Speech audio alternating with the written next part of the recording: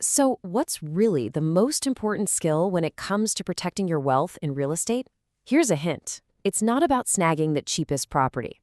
It's all about building a financial shield around the assets you've worked so incredibly hard for. And that's exactly what we're going to break down today. I mean, think about it. You did everything right. You followed the playbook for a secure life, you know? You studied hard, you worked with discipline, and you built a career that was supposed to give you stability and, well, peace of mind. And you've got all the hallmarks of success to prove it, right? A stable public sector job, that consistent salary you can count on, and hey, that loan eligibility that opens up all the big doors, like buying a home or a piece of land. On the surface, everything looks perfectly lined up for financial safety. But here's the really unsettling question. With all of that security, how is it even possible that one simple legal mistake, a single missing document, maybe a title deed that wasn't verified, can just freeze your hard-earned money for a decade? That's a risk most of us just don't see coming until it's way too late. So this brings us to this really fascinating and honestly kind of counterintuitive idea. We call it the stable job paradox.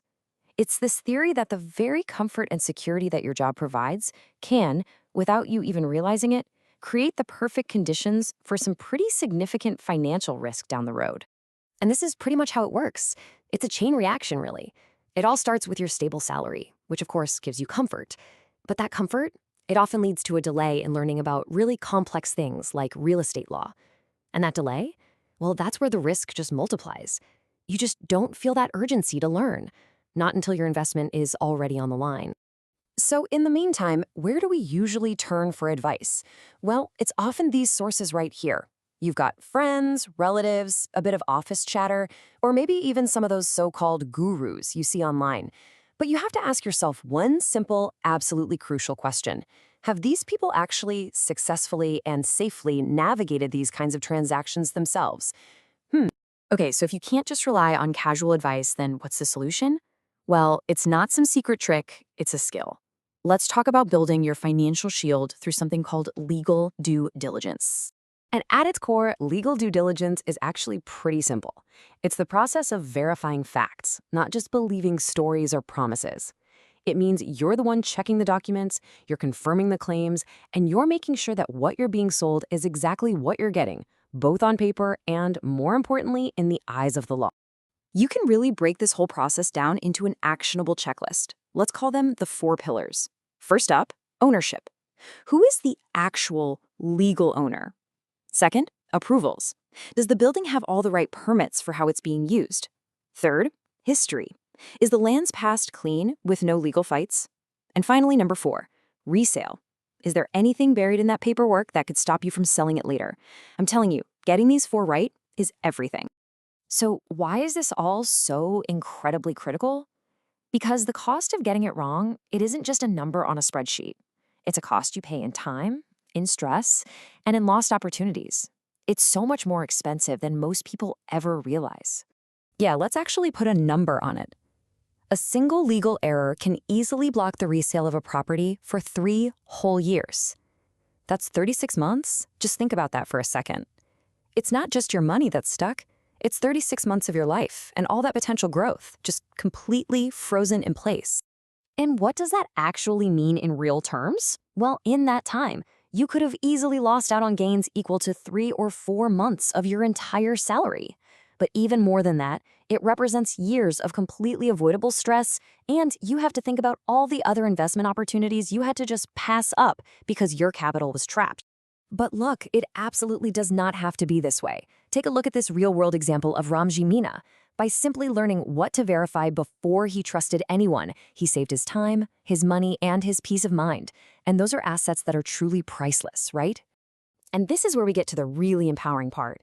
If you've got a stable PSU job, you are actually in a uniquely powerful position to master this stuff.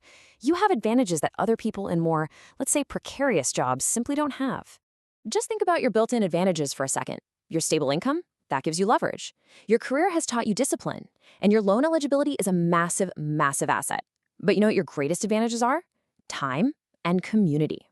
You have the stability to learn without being rushed into a bad decision. And definitely don't overlook this last one, community power. I mean, think about it. One person trying to push a giant boulder, that's hard work, but a whole group, they can move it easily.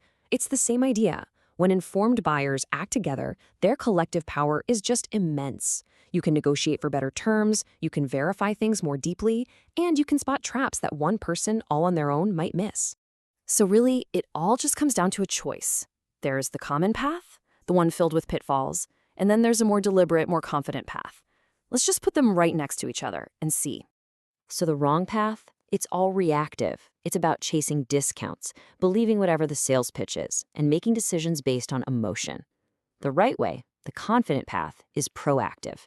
It's about getting educated first, working with ethical advisors who aren't afraid to tell you to wait, and verifying every single detail before you commit a single rupee.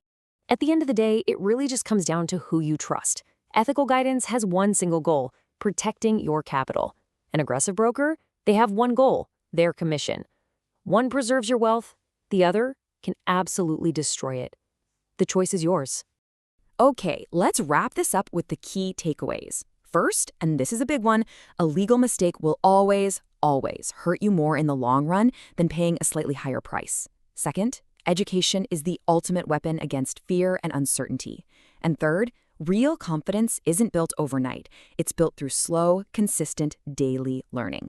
And honestly, that is the perfect mindset to have going into this.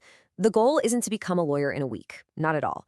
The real goal is to just learn a little bit every single day, because that slow buildup of knowledge is what will fundamentally change the quality of your decisions for the better. So we'll leave you with this one final thought to chew on. It's not about making some giant leap today. It's just about taking one small, manageable step. So what is the very first thing you're going to do to start building your own financial shield?